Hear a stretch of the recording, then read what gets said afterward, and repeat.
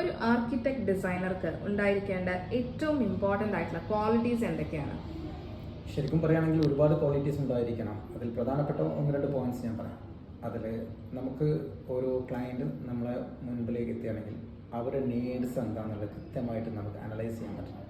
Suppose അവരെന്താണ് പറയുന്നത്, അവർക്ക് എന്താണ്, പക്ഷെ അത് ശരിക്കും ഒരു സൈക്കോളജിക്കലായിട്ടാണ് ഇപ്പം ഈ ചോദ്യം.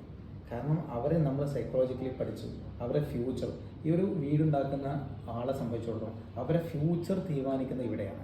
കാരണം സപ്പോസ് അവരുടെ കൂടെ അവരുടെ കുട്ടികളുണ്ടാവും. ശരിക്കും ആ കുട്ടികളുമായിട്ട് നമ്മൾ ഡിസ്കസ് ചെയ്യണം. സപ്പോസ് ആ കുട്ടികൾ ഇപ്പോൾ 8ാം ക്ലാസ് പഠിക്കുന്ന കുട്ടിയായിരിക്കും. സപ്പോസ് എൻ്റെ അടുത്ത് കുറച്ച് മീറ്റിങ്ങിനൊക്കെ വരുന്ന സമയത്ത് ഫാമിലീസൊക്കെ വരും. അപ്പോൾ കുട്ടികൾ പറയുന്നത് എന്താ വെച്ചാൽ, സാർ ഞങ്ങൾക്ക് ചെറിയ ഗോൾസ് ഉണ്ട്, ഞങ്ങളുടെ ഡ്രീംസ് ഉണ്ട്, എനിക്ക് ഫ്യൂച്ചറിൽ ഡോക്ടറായി മാറണം, അല്ലെങ്കിൽ ഒരു അഡ്വക്കേറ്റായി മാറണം, അല്ലെങ്കിൽ ഒരു എഞ്ചിനീയറായി മാറണം. സോ ആ ഒരു കൺസിഡർ ചെയ്തുകൊണ്ടായിരിക്കണം അവരെ തിരിച്ചറിയണം. ആ കുട്ടികളുടെ നീഡ്സ് തിരിച്ചറിഞ്ഞ് അവരുമായിട്ട് കൃത്യമായിട്ട് നമ്മൾ ക്ലിയർ കമ്മ്യൂണിക്കേഷൻ. ഇവിടെ പറ്റുന്ന പ്രശ്നം എന്താണെന്ന് വെച്ചാൽ കമ്മ്യൂണിക്കേഷൻ്റെ സ്കിൽ വളരെ കുറവായിരിക്കും.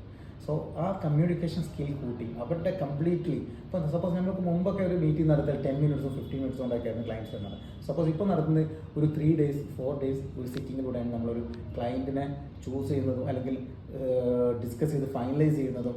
ഈ രീതിയിലുള്ള ഒരു കമ്മ്യൂണിക്കേഷനിലൂടെ നമുക്ക് കൃത്യമായി മുന്നോട്ട് പോയി കഴിഞ്ഞാൽ ഈ ക്വാളിറ്റീസാണ് ഒരു ഡിസൈനർക്ക് ഉണ്ടായിരിക്കേണ്ടത്. അതുപോലെ തന്നെ ഇനി വരുന്ന കാലഘട്ടങ്ങളിൽ വരുന്ന മാറ്റങ്ങൾ അത് കറക്റ്റ് അഡാപ്റ്റ് ചെയ്യാനുള്ള ഒരു കപ്പാസിറ്റി ഡിസൈനർക്ക് ഉണ്ടായിരിക്കണം. ഇപ്പം ടെക്നോളജിയിൽ വരുന്ന ടെക്നോളജികൾ വളരെ ഫാസ്റ്റാണ്.